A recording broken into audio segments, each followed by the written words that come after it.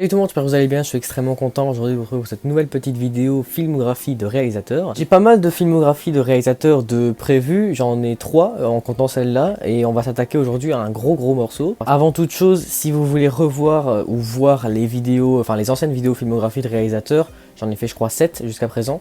La dernière c'était sur Steven Spielberg, je vous mets la playlist en fiche. Aujourd'hui, comme je l'ai dit, on va s'attaquer à un gros morceau, peut-être l'un, enfin non pas peut-être, l'un des meilleurs réalisateurs de l'histoire du cinéma, c'est sûr et certain. Beaucoup de films cultes, pas mal de films très peu connus quand même. Une filmographie très grande, j'ai pas compté le nombre de films, mais je vous le mets en bas de l'écran, c'est énorme. Un réalisateur qui a commencé sa carrière dans les années 60, c'est-à-dire il y a plus de 50 ans, donc c'est vraiment impressionnant. Et qui continue à faire des films aujourd'hui avec la même énergie qu'à l'époque, c'est évidemment Martin Scorsese. Un réalisateur mi-italien, mi-américain, qui c'est vrai a son style de film à lui, et c'est vrai qu'il y a des gens qui peuvent ne pas aimer. Moi-même, je suis pas extrêmement fan de ces films de gangsters dont il est très friand. Ça, on verra dans la deuxième partie de la vidéo dans le classement. D'abord, on va s'intéresser à sa filmographie objective et complète, tous ses films. Et c'est parti, j'ai déjà trop parlé, on commence, c'est parti. Le réalisateur italien entame alors sa carrière en 1967, alors âgé de 25 ans, avec le film Who's That Knocking at My Door avec Harvey Keitel. Ce film développe le personnage de JR, un homme vivant de magouille dans le quartier italien de New York, qui va cependant tomber amoureux. 5 ans plus tard, en 1972, Martin Scorsese met en scène Bertha Boxcar, dans lequel une certaine Bertha Thompson décide de voyager dans des wagons à bestiaux après avoir vu son père mourir. L'année d'après, en 1971, le premier film culte de Scorsese sort enfin en salle, Mean Streets. Dans ce film, toujours dans le quartier italien de New York, qui a l'air de réussir au réalisateur, Johnny, interprété par Robert De Niro, rêve de percer dans le milieu de la mafia à l'aide de son ami Charlie, interprété encore une fois par Harvey Keitel. Mean Streets va lancer chez Scorsese un rythme de réalisation plus fréquent puisqu'il réalise un an plus tard, en 1974, le film Alice n'est plus ici. Une femme au foyer nommée Alice voit son mari mourir dans un accident de la route, ce qui va la pousser à partir avec son fils en Californie pour devenir chanteuse. En 1976, soit 2 ans plus tard, sort le cultissime Taxi Driver. Ce film raconte l'histoire de Travis Bickle, interprété encore une fois par Robert De Niro, un chauffeur de taxi de New York qui va peu à peu perdre la tête suite à ses rencontres quotidiennes. Les films s'enchaînent mais ne se ressemblent pas. En 1977, Martin Scorsese, désormais metteur en scène plus ou moins reconnu,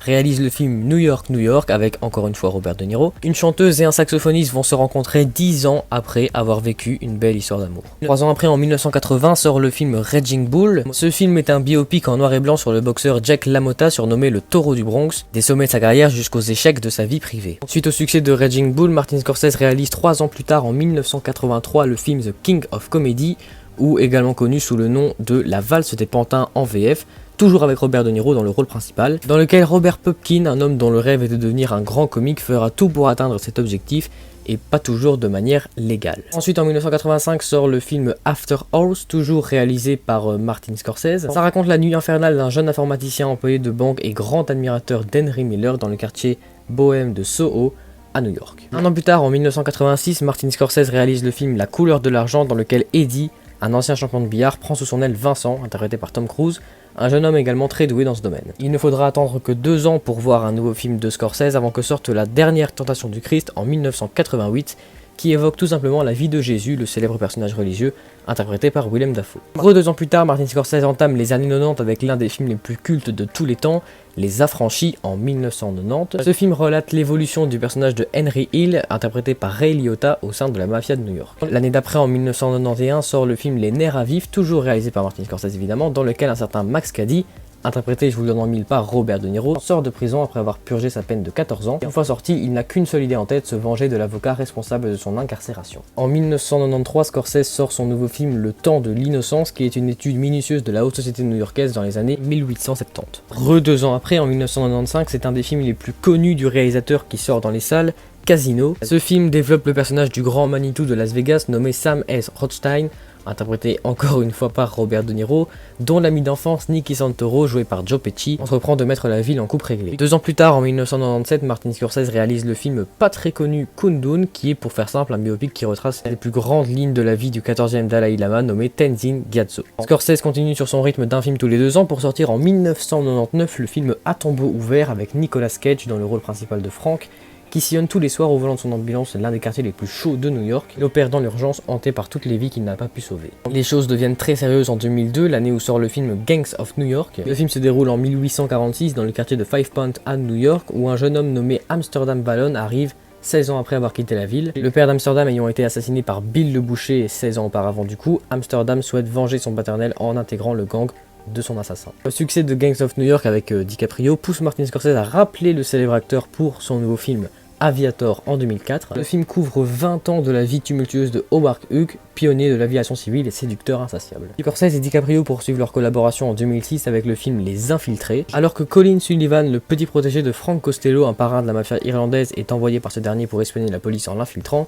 Billy Costigan, un jeune policier, est envoyé par cette dernière pour espionner Costello en infiltrant sa troupe de mafieux. En 2010, soit 4 ans plus tard, sort le film Shutter Island, dont j'ai d'ailleurs déjà pas mal parlé sur cette chaîne, toujours réalisé par Martin Scorsese et toujours avec Leonardo DiCaprio dans le rôle principal. Dans ce film, le marshal Teddy Daniels et son coéquipier sont envoyés enquêter sur l'île de Shutter Island afin d'enquêter sur la disparition d'une détenue d'un hôpital psychiatrique. Seulement un an plus tard, en 2011, Scorsese sort un film très différent de ce qu'il avait l'habitude de faire, avec un nouveau casting et des thématiques différentes, avec Hugo Cabret. Dans le Paris des années 30, Hugo est un orphelin qui vit dans une gare. De son père, il ne lui reste qu'un automate dont il cherche la clé qui pourrait le faire fonctionner. En rencontrant Isabelle, il a peut-être trouvé la clé, mais ce n'est que le début de l'aventure. En 2013, le metteur en scène italien réalise le célèbre film Le Loup de Wall Street, qui suit certains moments forts de la carrière du businessman de Wall Street Jordan Belfort, interprété par Leonardo DiCaprio. En 2016, donc 3 ans après Le Loup de Wall Street, Martin Scorsese réalise le film Silence, dans lequel 2 prêtres se rendent au Japon pour retrouver leur mentor. Ils découvrent un pays où le christianisme est décrété illégal et ses fidèles persécutés et devront mener dans la clandestinité cette quête périlleuse qui confrontera leur foi aux pires épreuves. Et pour finir, 24 ans après son dernier film avec le légendaire Robert De Niro, Scorsese propose enfin un nouveau film avec lui, Joe Pesci, Harvey Keitel et Al Pacino, rien que ça, en 2019 avec The Irishman. Couvrant plusieurs décennies, le film relate la disparition du légendaire dirigeant syndicaliste Jimmy Hoffa du point de vue de Frank Sheeran, un ancien soldat de la Seconde Guerre mondiale devenu tueur à gages. Voilà, c'en est tout pour sa filmographie. On va passer à mon classement de ces films. Alors évidemment, comme il y en a beaucoup, je n'inclus pas dans le classement tous ces films, parce que sinon la vidéo prendrait 3 jours. Donc comme pour Steven Spielberg, je vais faire un top 10 de ces films, c'est déjà pas mal quand même. Et c'est parti, on commence avec la 10e place. À la 10e place, j'ai mis le film Casino. Comme j'ai dit, ce genre de film, je suis pas extrêmement fan, que Scorsese en a fait beaucoup des films de gangsters de ce type, enfin, pas vraiment un film de gangster, mais bon, vous m'avez compris. Mais Casino, franchement, j'ai quand même bien aimé. C'est pas un chef-d'œuvre non plus, mais par exemple, De Niro, évidemment, qui a joué dans la plupart des films de Scorsese, vous l'avez vu, est excellent dans ce rôle qui lui convient très bien, mine de rien. Après, film très très long quand même, je sais plus combien il dure, mais c'est un truc genre 3 heures. Il y a des développements de personnages qui sont pas spécialement intéressant, mais qui au moins justifie la durée du film, c'est déjà ça. Dont le personnage de Joe Pesci que j'aime bien, mais Joe Pesci c'est vraiment un acteur que j'aime bien, et à chaque fois qu'il joue dans un film, j'aime bien son personnage, peu importe le personnage. Si on est fan de ce genre de film, évidemment, vous allez très certainement aimer, mais si c'est pas forcément le cas comme moi, vous allez très sans doute vous ennuyer. Ça reste un très bon film en tout cas, et je vous le conseille évidemment. À la 9ème place, ça m'étonne de le mettre à la 9ème place, mais en vrai, c'est un film qui a pris... Scorsese a pris tellement de risques en le faisant, et c'est un film qui est tellement différent de la filmographie de Scorsese, on a vraiment l'impression que c'est pas du tout Scorsese qui l'a réalisé. C'est évidemment Hugo Cabret, un casting très différent, on oublie les De Niro, les DiCaprio, etc. Et là on prend un casting d'enfants, Asa Butterfield et comment il s'appelle, Chloé Grace Moretz, aussi Ben Kingsley, Sacha Baron Cohen, Richard Griffith. Casting très différent de Scorsese, et un casting dans l'ensemble très bon. Mise en scène au top, juste visuellement, j'ai un problème. Oui, objectivement, ça peut être impressionnant, mais je trouve que c'est trop. Les couleurs, elles sont beaucoup trop vives et c'est pas vraiment réaliste, j'ai envie de dire. Les immeubles, les villes, enfin la ville comme ça de Paris en CGI, enfin en CGI, en 3D quoi.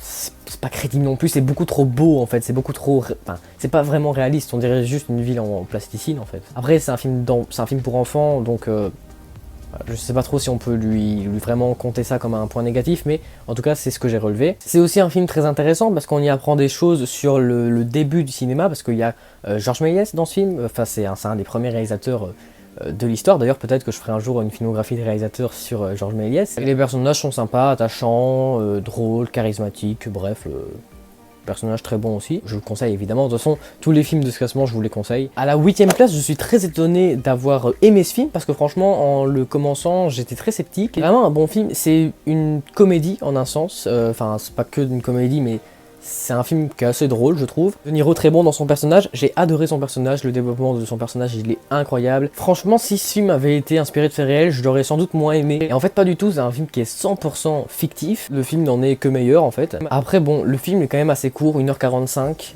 c'est pas beaucoup. Le rythme est pas forcément excellent. Après, vous allez me dire, les thématiques, le scénario ne le permet pas, c'est normal, c'est pas un blockbuster, c'est pas Transformers, c'est pas je sais pas quoi. Mais quand même, ça reste un super film. Et je pense qu'il est sur Amazon Prime Video, donc si vous avez ce service de streaming, regardez-le.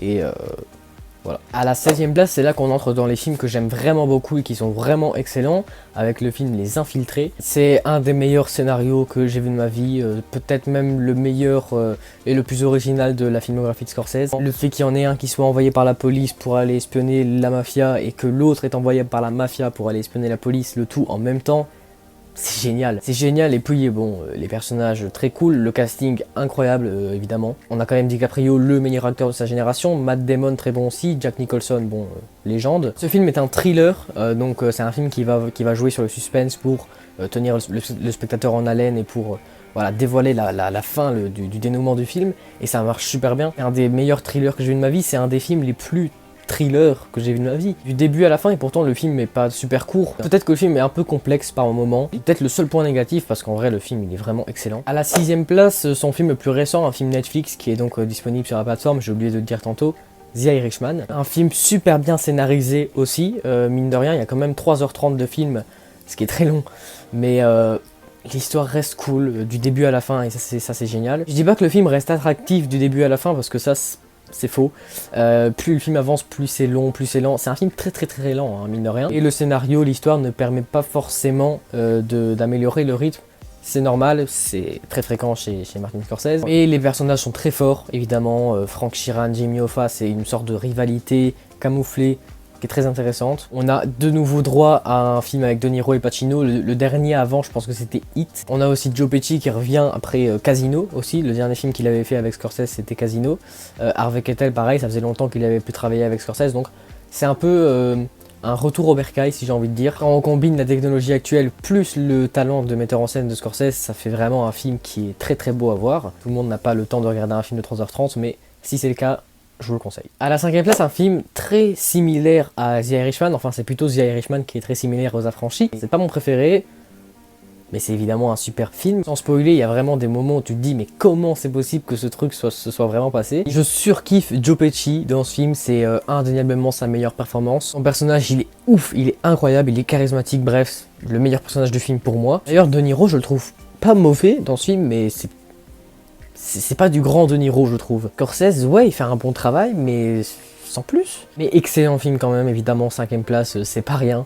Et évidemment, regardez-le, il me semble qu'il est sur Netflix également, donc regardez-le, tout simplement. À la 4e place, c'est là qu'on entre dans ce qui, pour moi, sont des chefs-d'œuvre. À la 4e place, évidemment, un de ses films les plus cultes aussi, Taxi Driver. Ça a pas du tout mal vieilli, c'est-à-dire que, techniquement, ça passe, je veux dire, ça n'a pas mal vieilli, encore une fois. Les thématiques abordées sont encore d'actualité, je trouve. Donc c'est un film qu'on peut sans problème regarder à l'heure actuelle. C'est peut-être la meilleure performance de la carrière de De Niro, en tout cas une de ses meilleures. Voilà, la scène de l'impro devant le miroir. J'ai des frissons à chaque fois que je la vois, et pourtant il est juste en train de parler à son miroir. You talking to me? You talking to me? Bah, évidemment jouer sur l'évolution de ce personnage, évidemment c'est un peu le pitch du film. Et ça marche très bien aussi. Un personnage qui est directement attachant, c'est un personnage qu'on voit évoluer et qui se clôture bien dans le film en tout cas. Un personnage qu'on comprend parce qu'on vit avec lui ce qu'il vit de mauvais en soi dans son métier. C'est tout là le but du film en fait, c'est totalement ce que Scorsese voulait faire et ce que De Niro voulait faire, donc pareil tenu. Il y a aussi des évolutions de relations de personnages qui marchent très bien. Pour ce qui est de la mise en scène, c'est basique, mais ça reste bien, ça reste cool. Le seul peut-être point négatif, c'est les scènes d'action. Il n'y en a pas beaucoup, mais les scènes d'action, ça manque de réalisme. Et ça, pour le coup, c'est peut-être le seul truc du film qui a peut-être mal vieilli. Évidemment, regardez ce film, il est pas très long en plus, donc regardez-le. À la 3e place, un film beaucoup plus récent, il est sorti lui en 2013, comme je l'ai dit tantôt, le film Le Loup de Wall Street. Est-ce qu'on est sur la meilleure performance de DiCaprio ? Évidemment que oui. Je comprends pas son Oscar pour The Revenant, je le trouve pas aussi bon que ça. En revanche, pour Le Loup de Wall Street, il méritait à 2000% un Oscar et il l'a pas eu, putain. Il se donne à fond dans toutes les scènes, et pourtant il y a des scènes qui, on va pas se mentir, sont compliqués à jouer, je pense. C'est aussi le film qui a fait découvrir une de mes actrices préférées, Margot Robbie. Il y a aussi Jonah Hill, John Bernthal que j'aime beaucoup aussi, Matthew McConaughey évidemment. Il y a aussi Jean Dujardin qui fait quelques apparitions, qui est un de mes acteurs français préférés.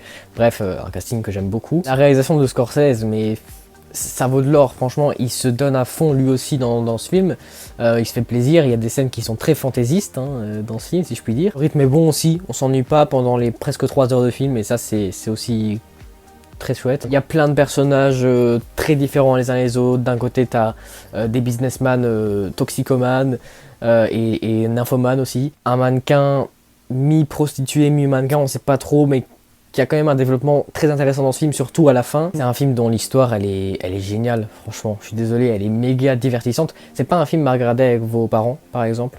C'est pas un film à regarder avec vos enfants non plus. C'est un film vraiment à regarder seul. Même si j'avoue que le film est très long, on s'ennuie pas forcément, mais il y a quand même des scènes qui sont un peu inutiles et qui auraient pu être enlevées, mais bref, c'est pas très grave. C'est pas très grave parce que ces scènes-là, elles sont quand même bonnes. Donc, elles sont pas utiles, mais elles sont quand même bonnes. Donc, en vrai, c'est pas grave. À la deuxième place, un film que j'aime beaucoup aussi, évidemment, le film Shutter Island. C'est genre de thriller malaisant, gênant, j'ai envie de dire, qui est vraiment assez compliqué à regarder. C'est le but du film, c'est très bien fait, c'est très bien mis en scène, c'est très bien scénarisé.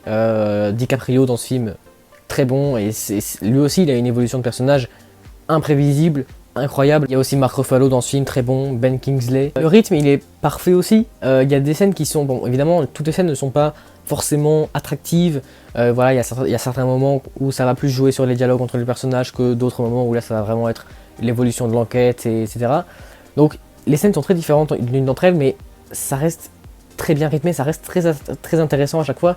Il n'y a aucune scène où si on arrête de regarder, ça va rien changer. Toutes les scènes sont importantes, toutes les scènes sont utiles et il faut regarder ce film attentivement évidemment. Et c'est là que j'en viens au sans doute meilleur point du film, c'est la fin, c'est le twist de fin. C'est pour ça que pour moi c'est un film à regarder minimum 2 fois. Une fois pour le voir évidemment, pour le voir quoi, et pour être émerveillé par le, enfin émerveillé entre guillemets, par le twist de fin. Un twist pour ceux qui ne savent pas, c'est une révélation très imprévisible. Il faut évidemment le revoir une deuxième fois pour admirer le travail de Scorsese dans toute sa splendeur, comment il a fait pour nous berner comme ça, remarquer des détails qui auraient pu nous mettre sur la piste du fameux twist de fin. Perso, je trouve ce film parfait et c'est évidemment un film qu'il faut voir au moins 2 fois dans sa vie. Et donc regardez-le et on passe à la première place. Mais à la première place, c'est pas un film extrêmement connu de Scorsese, il n'y a pas beaucoup de gens qui l'ont vu je pense. Mais pour moi c'est son meilleur, c'est celui qui m'a le plus marqué, c'est un film incroyable, c'est Gangs of New York. J'ai beaucoup de choses à dire, déjà évidemment on va commencer par les personnages. Les personnages ils sont incroyables, mais tous en fait. Amsterdam, interprété par DiCaprio, qui est très attachant, qui a une évolution assez intéressante durant tout le film. Le méchant de Daniel Day-Lewis, qui est un acteur hors du commun, un acteur qui se donne à fond dans chacun de ses rôles et surtout ici. Cameron Diaz très bonne aussi, Daniel Day-Lewis évidemment je l'ai déjà dit, exceptionnel. C'est un film, vous n'allez pas vous ennuyer en le regardant, pourtant il dure 2h50, c'est quand même pas mal long. Il se passe tellement de trucs imprévisibles, des péripéties super divertissantes. Vous allez passer un super moment de 1 et vous n'allez pas voir le temps passer de 2. C'est un film qui se déroule pendant le 19e siècle, donc évidemment les décors, les costumes, etc. Tout ça c'est super beau, c'est super bien fait, c'est génial. D'ailleurs je pense pas qu'il ait été nominé aux Oscars pour ça. Et c'est... Enfin, quoique si, en fait, je pense que si, mais il a pas gagné. Il y a même le vocabulaire, le lexique qu'utilisent les personnages dans le film qui ont été retravaillés pour faire des dialogues plus cohérents pour ce qui est de l'époque. C'est très astucieux, c'est génial, c'est la première fois que je voyais ça. Le truc qui m'a gêné, le truc qui m'a déçu dans ce film, il y a quand même pas mal de très bons acteurs dans ce film qui sont utilisés 5 minutes et c'est vraiment super dommage. Liam Neeson, on le voit 5 minutes au début. C'est un des meilleurs acteurs au monde, enfin je comprends pas. Il y a aussi 2 grands acteurs qui ont joué dans Harry Potter, qui sont très bons et qui apparaissent quelques minutes à tout casser dans ce film. Brendan Gleeson et Jim Broadbent, très bons acteurs aussi, enfin 3 très bons acteurs avec Liam Neeson et qui sont vraiment très peu présents dans ce film. Et c'est dommage parce que le film dure quand même presque 3 heures. En 3 heures, ça a quand même l'occasion de développer plus les personnages, enfin en tout cas ces personnages-là qui ont été vraiment sous-développé. Je pense notamment au père d'Amsterdam Vallon, donc Liam Neeson, qui aurait pu, voilà, il aurait pu avoir des scènes de flashback. Je chipote, mais ça a son importance. Mais dans tous les cas, regardez ce film, il est incroyable. Le meilleur de Scorsese pour moi, mon préféré en tout cas. Incroyable, il est sur Prime Video. Voilà les gars, c'est déjà la fin de cette vidéo, j'espère qu'elle vous aura plu. Si c'est le cas, n'hésitez pas à mettre un pouce en l'air et vous abonner à la chaîne, bref, vous connaissez la chanson. On se retrouve vendredi prochain pour un tout nouveau concept de vidéo que j'ai créé pour la chaîne. D'ici là, je vous dis à très bientôt. Salut!